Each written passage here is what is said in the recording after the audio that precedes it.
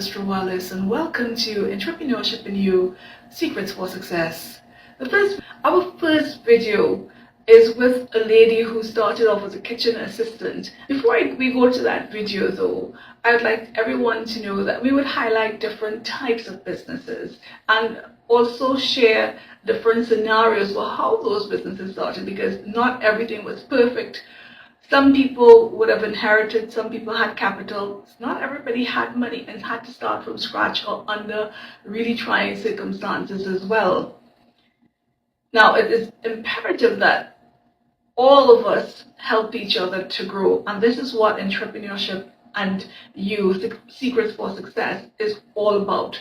Empowering each other, helping each other, giving each other the tools and resources to move forward, fulfill your destiny, and just step out without fear. We're grateful for the business persons who are willing to share their stories so that we can all learn. We all deserve a fair opportunity. We deserve a fair chance, and we are the ones to be able to get up and go after what we need. And we hope that with these video segments, it will encourage you, it will empower you, and it will certainly give you the information for you to take that next step on your journey. I certainly encourage government officials, and I encourage government agencies to participate, because so that you can get the resources that you need, you can get the support to sustain yourself through the process. Trying to get a business or invest into a business when you don't have, and you have to sustain yourself and you have to sustain this business. You need the support, you need the right resources, you need the right people to help you as well. I also invite the private sector to sponsor these video segments and also lend you resources to help many become entrepreneurs. So as we go to the first video with Miss Dulcie Kedu from Trini Traditions of Uptown Mall, I encourage you to listen carefully, because the story is inspiring, and it speaks to the fact that nothing is impossible if you're willing to work hard. So it's so popular. And when you come here, I mean, there is a line going. Miss Dulcie, welcome. Thank you, Listra. Nice to have you. Miss Dulcie, how long have you been in business for Training Traditions? Well, I have been in this particular business, for over 33 years. Started here. I started to work here with the previous owner. Okay. So I started here when I was very young, and I came in as they wanted a kitchen assistant. Oh, right? And they had an ad in the Express. I was looking for a job, and I decided to call, and I got through. They told me to come the next day, and I came in, and I started as a kitchen assistant. For the first time, I hadn't had any experience in kitchen assistant work, or working in a commercial kitchen. But I came, and I was really in need of a job. It was tough for me for the first week. But I got acquainted with everything and all that I have to do and all of that. And I just continued. Somehow my boss lady was impressed with me, and after a while, she moved me from being a kitchen assistant and started to teach me to make rotis. Right? And it's not that I didn't know how to make rotis, but my way and her way, but we're talking commercial here. right. Right? Yes. And sometimes she will sit behind me and she will say, you have to roll that roti wrong, girl, wrong. It has to be wrong. And she will sit me, but she had two other people who were here for years. Yeah. Right? And whenever she will come, she will sit behind, she will inquire from the others how she's doing with the roti, and she perfected it, and I don't know what they would tell her, but she came in sometimes to see how I'm doing it. And then she'll say, good, you're doing it good, continue like that, And, I am very grateful for that, that, I did it. Sometimes I was scared, she being my boss, I was very young and intimidated. Yes. But that didn't stop me. And I continue and I became, I would boldly say, a professional roti maker. Now, see, let me just take a second here, a few seconds to say, started off as a kitchen assistant. Then had to move up to making linen to make roti, and raw roti too, not the ones probably I barely Square, rectangular, and that kind of thing. Has to be raw. raw. So you move, your story is indeed interesting because you didn't go into your business directly. You were working for someone. Yes. And today you earned this business. Now you told us you became a roti maker, and of course, tell us how you became the owner of this place. Well, eventually, the distance she was living, it was really taking a toll on her. That was the boss lady, right? And she decided that she wanted to give up this business because it wasn't making any sense for her anymore, right? Because the time and effort and that kind of thing. And also there was a lot of businesses that we see here. All these businesses here used to be open at that time. Yes. Right? Yes. I am here so long. I saw people came in, they stay for a year, they stay for 2 years, 3 years and gone. But I remain, I continue working, right? So I always say, people said you are like to paint on the wall. Because you've been here for over forever. Yes, I mean that is a lot. You started here as a kitchen assistant making roti, to working for other persons, and then owning a business. Yeah. That took grit. It took a lot. It is. It took a lot. Because you have to, as an employee, you have to endure a lot, right? But the thing is with me, I like challenge. I love challenge. I don't give up. Yeah. I'm a strong-minded person. So, although I had to be under people, I continue because I wanted to learn. And my desire was to become eventually a business owner. Right. It was always in my heart, right?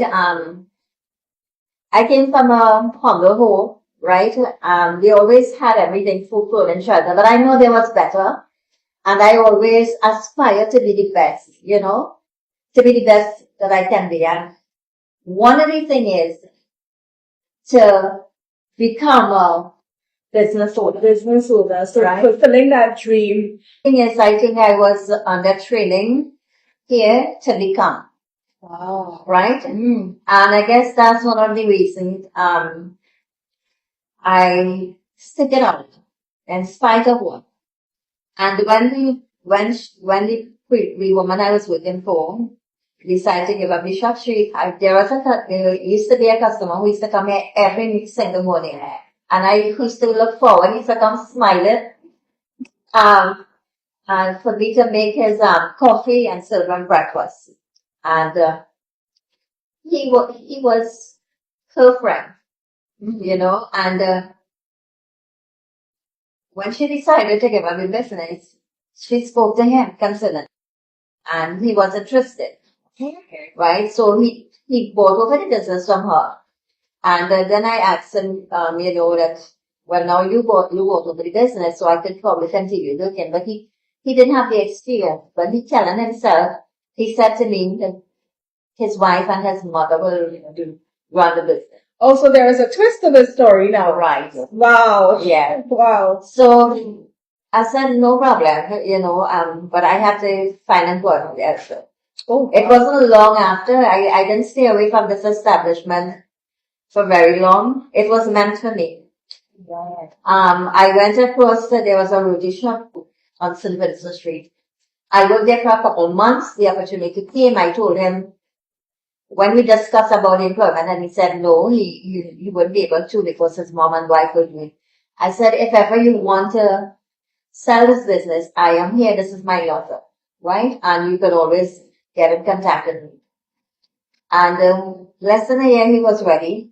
If not a year, well, less than that. No, I want to take one of the reasons I reiterate and I repeat what Ms. Dulcie Kiru is sharing with us is because a lot of people believe, okay, well, I have nothing to start with. I don't have anything. So how am I going to get involved in business? She started as a kitchen assistant with the aim of having her own business. And it was going through the process and earning an income, being loyal, having good attitude, sticking with it. She didn't want the people's business. It was just the opportunity presented itself. And so we need to listen to what she's saying because perseverance and hard work eventually pays off. And it takes a while. What I would like to ask Ms. Dulcie though is, how many years now you took over the business? Well, I took over the business. It's over 20 years. Wow. It's over 20 years. But what happened is, in order to get the business, I had to get a loan and that kind of thing, right? So it wasn't fully registered on my name unless I paid out that loan. Right? So yes, I in this business over 20 years in mines, right? But it was official 10 years ago. Wow. After I paid off my loan and that kind of thing, Yes. it became official. Then I could have gone and changed the name of the business. Yes. Also get it registered and operating under trading traditions. Right? Endurance. Yes. This is I got the business and then I had to borrow money eventually. But you had money saved to invest because you were working, but I was did you working. have money saved or how were you able to purchase the business? I didn't have money saved, but through a friend, right? That friend did that for me. Right. So I had to pay back. I see what you mean. So yeah, so that's how I went about doing it to acquire. Wow. Yeah. There's several things here. Now, in one of the earlier interviews I did, how do you manage your business? You have staff, you purchase goods. Do you purchase goods on credit? How do you run your business? And I'm asking that so that people know, okay, so you go through a difficult period and you finally get an opportunity to have a business. Yes. How am I going to run this business so that I can make this business successful and make sure I have my character intact and make sure I keep my name and can have a reputable business? What do you think for me? As I said, I worked here many years before, so I acquired that experience of doing things like that, purchasing things, taking stocks and things like that. So I had gained that experience. So it wasn't hard for me to just flow, because I had all the experience now, I had all the knowledge of how to run a business, how to go about it, how to manage and make it a success. Right? There's so much from you. There's so much from you in what you're saying. Learning, enduring, applying the things you've learned to what you know, and really sticking with it more than anything else. So it's not something that it automatically, it takes time. It takes time. Yeah. Patience, time, a lot, you have to endure a lot, but it's a lot of persevering. There is another element to you about your faith. Yes. And your walk. I was really interested to hear about that because listening to you about that was, Okay. As I said, I always had a desire to have a business. One day, because I was managing the place at this time, I stand in the kitchen there and it just came to mind to pray to God. And I said to him, I said, God, I would like to have a business of my own. So I spoke it into being.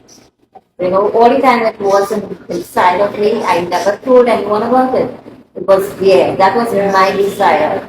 I want to achieve something. you know. And I prayed about it. I said, Lord, if it is not this business, but I want a business like this. Yes. And it was so amazing. I had to go through all the training. God heard my prayers. I had to go through the training before I could have acquired it. And He made it possible for me. He made it possible. So, the word of God tells us, right? Trust God with your whole heart. Do not lean on your own understanding, but acknowledge Him in everything that you do, and He will direct your path. If you want to acquire something, acknowledge. Never leave God out. Include first, because the word of God tells us again. Seek ye first my kingdom, my righteousness, and all things shall be added unto you. And He didn't say some things. He said all things. All things. So nothing is impossible for God to do. Right. But you must be determined. You must have that desire. It's not going to fall on your lap. You have to persevere. It's not going to be easy all the time. Because I had my difficult times here. Sometimes with staff. I had difficulty sometimes with finances. Because there was, at that time there was a lot of competition. Right. And at that time, remember, I am now building a reputation on my own. So there was a lot of trial and error because I wanted to perfect what I'm doing. Not just sell a roti, but I want a roti that will be perfect. That when someone tastes that roti, they will want to come back. And not only come back, they will tell others about they want a good roti. Would it really tradition of John Mall?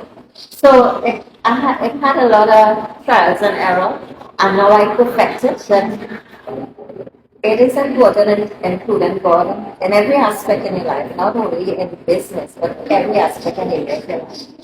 Because through Him, the word of God tells us again, I can do all things through Christ because He strengthens me. Yes. So sometimes in your physical body, with your simple thinking, you may not be able to do certain things. You may not have that idea, that one idea that will catapult your business. Yes. Right? Yes. But including God, always consulting with Him, He will give you ideas. Right? One of the things I always ask God for is to bless these hands and to bless the works of my hands. I asked Him to let me be the product that I'm making so that my customers will be satisfied. And my customers are always in my heart. They are important.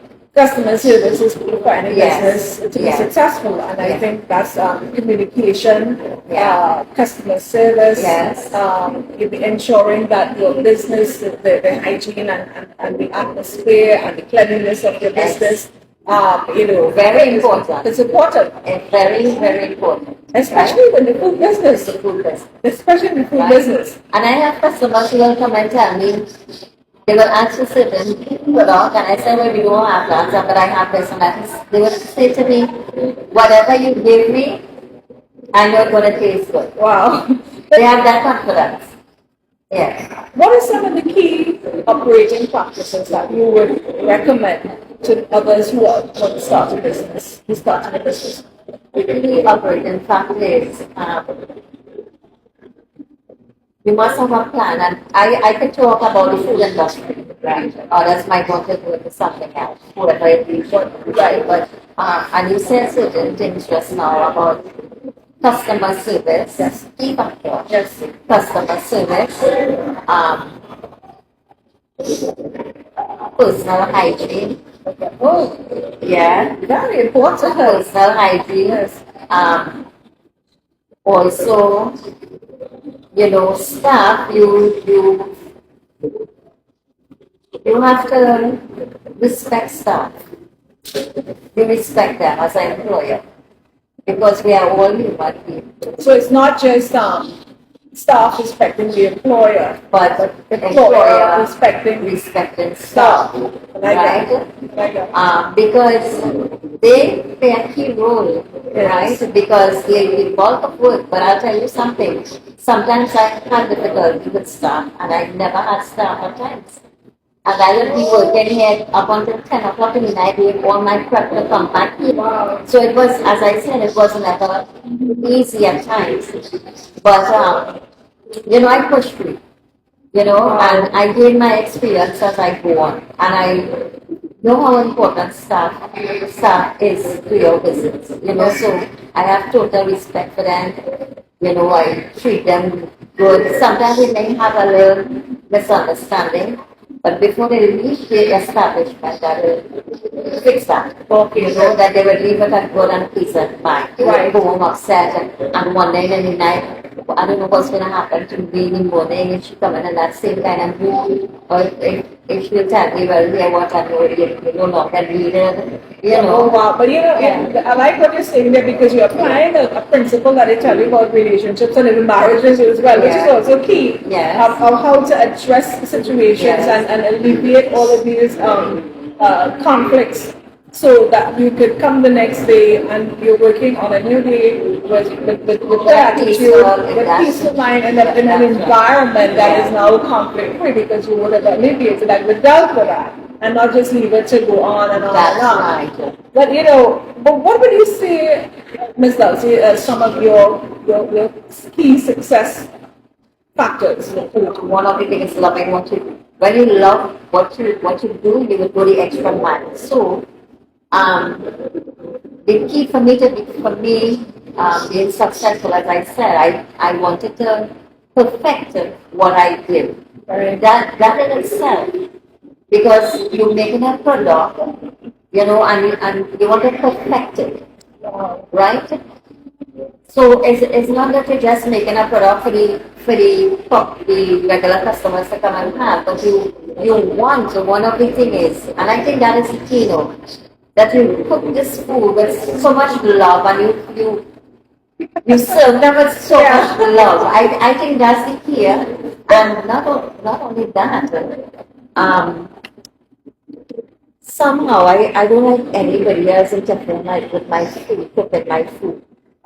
Okay. My hands. Yeah. I want to do it all with my food. Okay.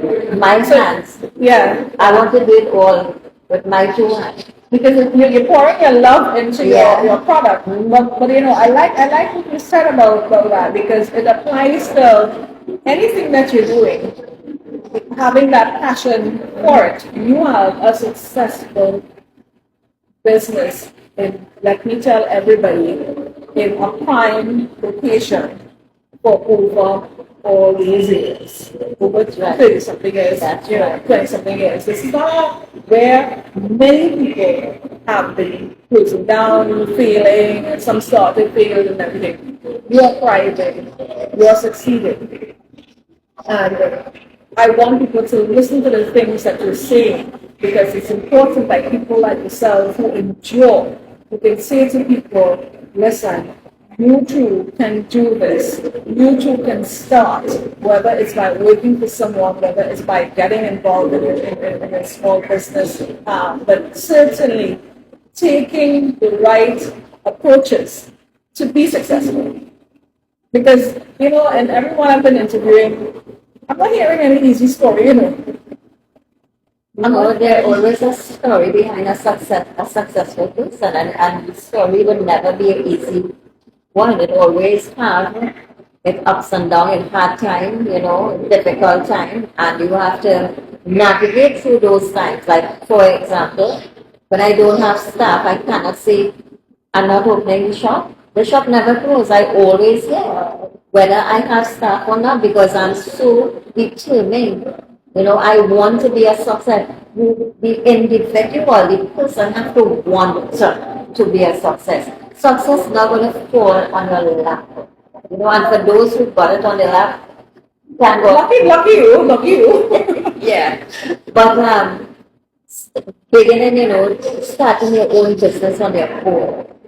There are a lot of challenges. For example, employees wouldn't agree with you. They would want to come and do their own thing. You would have your disagreements. Some of them will just walk on the job. And I had all those experiences. Yeah. But I was determined to be a success. So I will make that extra effort because I'm determined. Yes.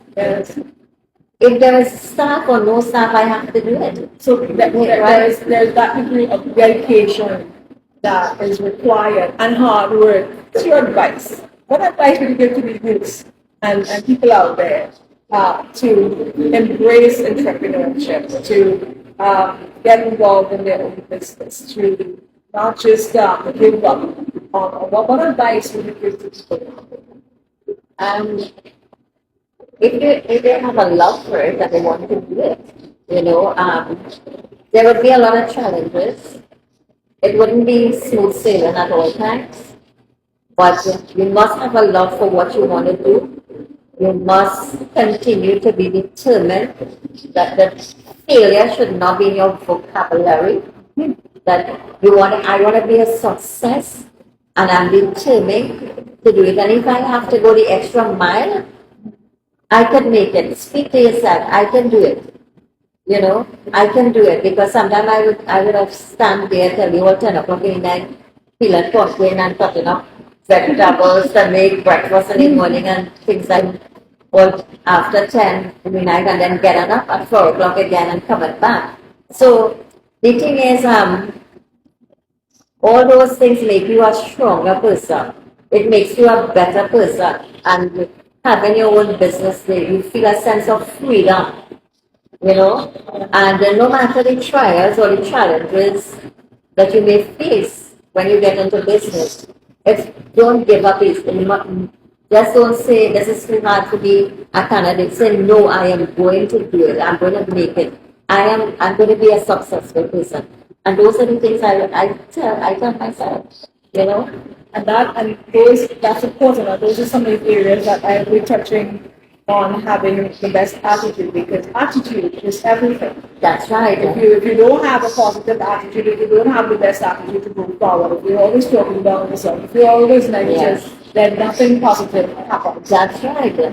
Because you cannot be speaking or have a negative mindset about things and expect positive things to happen. No, So one thing I learned also is that death and life is in the power of the tongue, as I said. My God is my everything.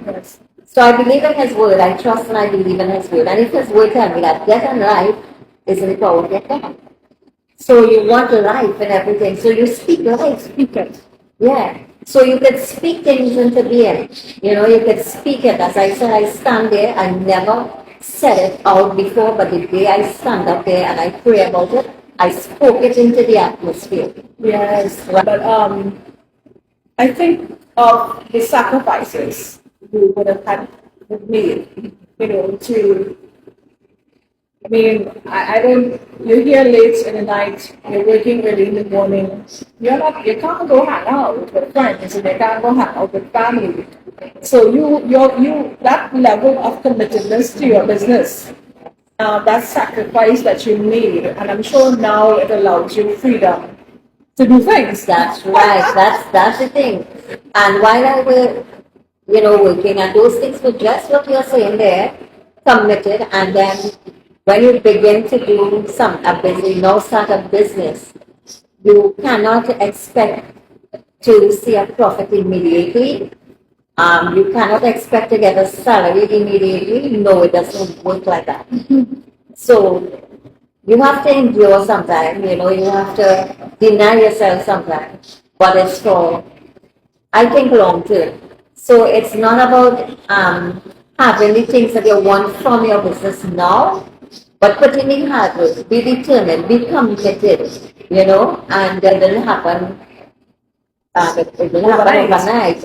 It took me years, and I encourage young people to, it is, they might see it as difficult, but the end result is so amazing. From the beginning, it may seem difficult if you don't have the experience and whatever challenges you might have and so on, but do not give up.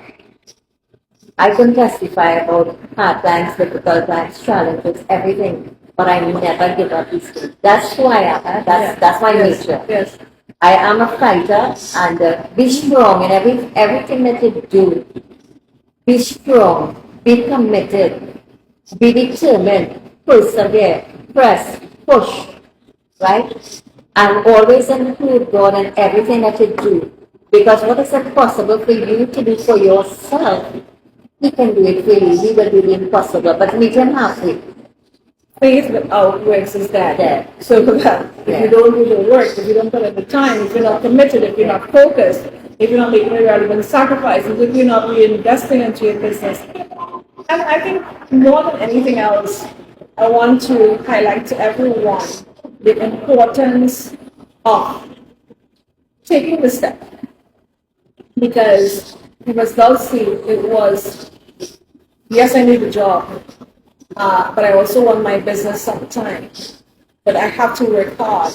And even if it's a kitchen assistant, so washing dishes at that time, then she moved up to be making roti and enjoying all the various things that she would have had to eventually before she owned her own business. And it applies whatever business you want to be involved with. It's the same principles. It's the same principles. Yes. And nothing will be easy. So, Miss Kiddo, I want to say a special thank you. I want to give you a hug because, Oh, thank you. Thank you. I want to say thank you, because what all the things you just said is important. People need to hear it, and people need to know, listen, it's possible. All things are possible with God. That's right. All things are possible. But guess what? You have to get up and get. And you have to take the first step. The video segments is one of the keys to success that we will give you, not only as you hear from these top business people who have been working for so many years, thriving and succeeding in their small business, but also the tools and the keys that you need for a good attitude, and even where the organizations and agencies that you will go to get together. So this is Mr. Wallace, Ms. Katie. Thank you very much. Thank you. And see you guys soon. Now that you've listened to Ms. Kido, I hope that you feel more confident that you too can do it. I hope that you will take the first step, because it's getting up and moving, and action is required.